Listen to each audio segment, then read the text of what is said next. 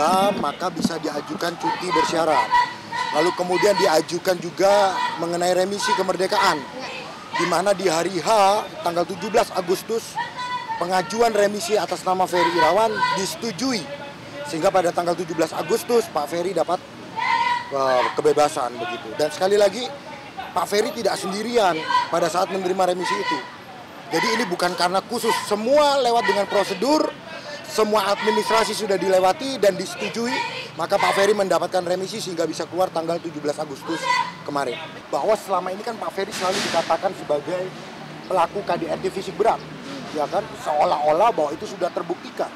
Justru dalam amar putusan Pengadilan Negeri Kediri menyatakan bahwa Pak Ferry tidak terbukti secara sah dan meyakinkan melakukan tindak pidana KDRT fisik berat. Nah, di dalam poin kedua jelas sekali majelis hakim menyatakan bahwa membebaskan Pak Ferry dari dugaan tindak pidana KDRT fisik berat. Artinya yang selama ini dikatakan bahwa Pak Ferry melakukan tindak pidana KDRT fisik berat itu sudah terbantahkan berdasarkan putusan Pengadilan Negeri Kediri. Dia dengan legowo menerima putusan, walaupun tadi dia menyampaikan walaupun apa yang dituduhkan kekerasan fisiknya tadi Mas Ferry nyatakan tidak terbukti, sehingga 1 tahun putusan itu ya dia harus terima dan legowo menjalani sisa masa tahanan. Ternyata statement dari awal Ferry saya tanya dia tidak pernah melakukan penganiayaan fisik ya, itu didukung dengan putusan. Artinya saya mendapatkan informasi tadi putusannya tidak terbukti kekerasan fisik, hanya terbukti kekerasan psikis. Vonis dari KDRT akhirnya secara sah dan meyakinkan yang bersangkutan terbukti menerima hukuman 1 tahun. Artinya saya lega di situ bahwa apa yang saya perjuangkan, kasus KDRT ada titik terang. Insya Allah untuk cerainya mungkin tinggal beberapa kali sidang ya, Mas? Mungkin 1 bulan. 1 bulan, artinya saya akan sah menjadi resmi menjadi mantan istri yang bersangkutan. Ya buat saya itu membuat saya pasti akan lebih tenang, lebih fokus bekerja untuk saya pribadi, nggak ada lagi tuduhan-tuduhan karena saya ingin ini aja. Saya ingin hidup tenang sama anak-anak, saya pengen kerja lagi sama seperti dulu.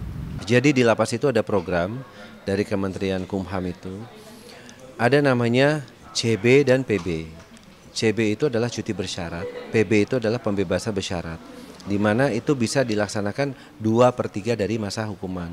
Contoh apa yang terjadi pada saat saya divonis 12 bulan atau 1 tahun, itu pada saat saya mencapai 2/3-nya, mendekati 2/3, saya bisa mengajukan cuti bersyarat. Dari vonis 1 tahun atau 12 bulan, saya hanya menjalani 8.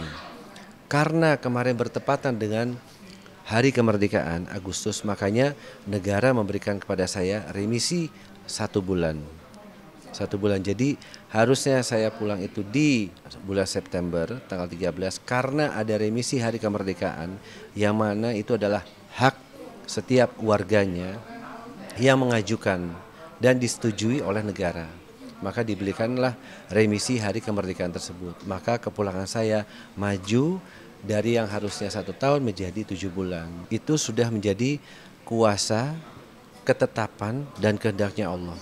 Apapun itu, walaupun kita minta merengek, nangis darah pun, kalau memang Allah tidak berkehendak, itu tidak bisa diberikan kepada kita. Tadi sudah disampaikan oleh Pak Ferry bahwa Pak Ferry akan mengubur itu dalam-dalam. Tapi yang pasti sekali lagi Pak Ferry sudah mempertanggungjawabkan itu semua. Dan Pak Ferry sekarang sudah kembali ke masyarakat. Harapan kami masyarakat dapat menerima kehadiran Pak Ferry kembali dan tunggulah karya-karyanya Pak Ferry. Saya selalu menitipkan pesan kepada Pak Ferry. Kita tidak menjadi rendah karena dihina. Kita tidak menjadi tinggi karena dipuji. Saya yakin bahwa Pak Ferry akan kembali ke dunia entertain nantinya dengan karya-karya yang baru. Selalu Tuhan akan kasih jalan kepada orang-orang yang mendekatkan diri kepadanya. Itu pesan saya kepada Pak Ferry. Saya mau ingatkan kembali bahwa Pak Ferry memiliki hak asasi manusia untuk mencari mata pencaharian, untuk mencari nafkah. Maka tidak ada seorang pun yang dapat menghalangi hak asasi manusia seseorang. Sekali lagi saya ulangi, Tidak ada dalam putusan pengadilan yang mencabut hak asasi manusia dari Pak Ferry. Maka sebagai warga negara Indonesia, Pak Ferry dilindungi oleh Undang-Undang Dasar. Salah satunya adalah untuk melakukan atau mencari nafkah. Sekali lagi, itu tidak boleh dihalangi oleh siapapun begitu. Saya tidak pernah merasa sakit hati dengan apa perlakuan yang selama ini saya terima, baik yang melalui media maupun apapun, saya sudah memaafkan. Saya sudah memaafkan siapapun yang menyakiti hati dan keluarga saya tentang kasus ini. Mau diakui tidak diakui, ini negara hukum. Artinya sudah divonis, kalau memang tidak merasa bersalah silakan banding. Kenapa tidak banding? Kalau tidak ada KDRT, kenapa tidak banding? Diberi waktu 7 hari oleh Pengadilan Negeri Kota Kediri. Kalau memang Ferry Irawan merasa tidak bersalah, seharusnya banding. Tapi tidak banding. Ini sosialisasi bagi semua perempuan di Indonesia. Kalau memang kita merasa tidak bersalah, kita punya kok hak yang namanya banding dalam pengadilan. Kalau saya itu sekarang itu sudah apapun itu, siapapun itu, kita kan sesama manusia harus saling memaafkan dan mendoakan. Dan itu sudah lama saya lakukan. Jadi siapapun itu, dimanapun mereka, apapun profesinya, sudah saya maafkan. Sudah lama sekali saya maafkan. Daripada saya sibuk memikirkan apa kata orang, lebih baik saya sibuk memperbaiki diri. Kadang kesalahan orang itu sebesar biji kacang hijau itu bisa terlihat. Tapi gajah di pelupuk mata itu tidak bisa kita lihat. Itulah makanya daripada saya sibuk memikirkan apa kata orang, lebih baik saya sibuk memperbaiki diri saya sendiri. Ya alhamdulillah malam ini sebenarnya kita bukan acara besar-besaran enggak, kita hanya syukuran, pengajian biasa, doa. Apa yang Allah kasih itu kan harus kita syukuri, karena kan ini merupakan kemudahan, kebesaran, kekuasaan Allah yang Allah berikan kepada saya dan untuk keluarga saya. Saya ada di sini itu mutlak karena kuasa Allah. Dan Allah mengetuk pintu hati orang-orang yang menolong saya. Justru pada saat saya masuk pertama kali itu ada bahasa kita tuh ya, bahasa kita di dalam tuh pedot. Pedot tuh ibaratnya bahasa Jawanya tuh hampir gila lah ibaratnya. Siapa sih yang menyangka akan seperti itu? Pasti tidak akan pernah ada orang yang bercita-cita seperti itu. Tapi kok kenapa Allah menempatkan saya di situ? Berpikir, hati ini gundah gulana, pikiran berkecamuk, sampai satu waktu di satu kesempatan akhirnya itu berucap sendiri, baik lisan dan hati. Ya Allah, kalau memang tempat ini yang bisa aku dekat denganmu dan engkau lebih dekat denganku lagi, ajari aku untuk ikhlas ya Allah, menerima semua takdir ketetapan yang engkau tetapkan untukku. Dan aku yakin ya Allah, engkau tidak akan pernah memberikan aku ujian di luar kemampuanku. Dan doaku selanjutnya adalah, ya Allah, gantikanlah semua ketidaksenangan, kesusahan, kesedihan dengan kebahagiaan, kenyamanan. Dan itu ternyata begitu kita bersungguh-sungguh, itu Allah gantikan semua. Yang Allah berikan saya pertama kali keberkahan yang luar biasa adalah ketenangan hati. Dan keberkahan kedua yang saya rasakan adalah saudara yang begitu banyak. Dari mulai saya datang ke Kediri itu sebatang kara, tidak punya siapapun juga. Allah memberikan saya hampir 1000 saudara. Baik dari petugas lapas, pejabatnya, dan warganya. Masya Allah, sampai saya itu mau pamitan itu kita nangis. Haru lah, bahagia melepas saya, bahagia juga kehilangan saya. Saya juga seperti itu, karena kita kan berbagi cerita, berbagi kehidupan, berbagi makanan, berbagi minuman. Jadi 24 jam kita sama-sama. Kalau soal itu saya lebih baik, saya tidak banyak bicara aja soal itu. Saya lebih memilih untuk fokus kepada keluarga, ibu saya, orang-orang yang menyayangi saya, salah satunya ada di sebelah saya yang begitu perhatian, berjuang sampai titik darah penghabisan istilahnya. Udah santai, orang udah di penjara ya wajar lah mengeluarkan berbagai gertakan-gertakan. Kita mah nggak peduli, penting dia masuk aja dulu, makan makanan penjara dulu, ya. Mengancam akan bongkar kasus yang di Bogor sendiri? Kasus mana juga mana, nggak ada.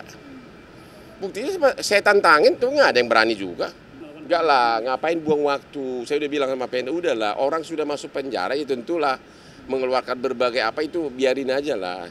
Kalau kita bicara mental sebetulnya ya masing-masing orang tuh berbeda-beda gitu. Jadi mungkin ada orang yang setelah keluar dari penjara atau kena hukuman gitu ya, ada yang mentalnya lebih kuat karena bisa mengambil hikmah dari masalah sebelumnya, atau bisa jadi lebih down gitu. Jadi balik lagi tergantung dari bagaimana orang tersebut memandang masalah yang terjadi pada mereka. Tentunya itu yang lebih tahu adalah orang yang bersangkutan ya gitu. Tapi saya mencoba melihat dari luar gitu ya, bahwa tentunya ada beberapa step yang harus dilewati gitu. Nggak mungkin tiba-tiba langsung memaafkan gitu. Ada step yang namanya acceptance atau penerimaan gitu. Jadi yang pertama mereka harus, atau yang bersangkutan harus menerima dulu nih bahwa oh ini masalah yang sudah saya lalui, konsekuensinya seperti apa sebagai public figure, siap atau tidak saya menjalankan konsekuensi tersebut, pastinya itu sudah dipikirkan matang-matang sehingga yang bersangkutan bisa memutuskan untuk kembali menjalin hubungan dengan suaminya begitu. Kalau berdasarkan pengalaman saya dengan kasus yang serupa, ada yang memang merasa dendam gitu dan sampai berangsur-angsur lama gitu ya rasa dendamnya, tapi ada pula yang ikhlas gitu ya. Tadi prosesnya tuh, proses acceptance-nya atau menerimanya tadi tuh lebih cepat sehingga tidak ada dendam gitu. Jadi kalaupun ada, mungkin ada yang secara berangsur-angsur membaik gitu, tapi ada juga yang lupa, susah ya untuk menerima gitu. Jadi balik lagi ke individu masing-masing sih gitu. Yang paling penting adalah komunikasi. Kadang-kadang komunikasi itu dianggap sepele ya oleh pasangan gitu. Kadang-kadang pasangan ini suka merasa saya lebih tahu suami saya lebih tahu istri saya gitu. Padahal meskipun mereka sudah menikah, tapi kan individu itu kan berubah. Walaupun sudah menikah, katakanlah meskipun pacarannya atau pendekatannya sudah cukup lama, tapi kan di usia pernikahan yang juga cukup lama itu kan pasti berubah. Jadi komunikasi itu nggak boleh putus sampai kapanpun. Masalah sekecil apapun harus dibicarakan, karena terkadang banyak pasangan yang merasa ini masalah kecil, nggak penting deh kayaknya untuk dibicarain, padahal itu tetap harus dibicarakan. Sekecil apapun masalah itu tetap namanya masalah kan, dan harus tetap dibicarakan dan harus diselesaikan. Itu sih. Saya sekarang hidup saya, dan saya sudah berkomitmen, sudah berjanji kepada Allah Tuhan Yang Maha Kuasa, dan saya juga telah berjanji kepada diri saya sendiri, daripada saya sibuk memikirkan omongan orang, lebih baik saya sibuk memperbaiki diri saya sendiri. Alhamdulillah selama 7 bulan ini hidup saya hanya menunggu waktu untuk ibadah.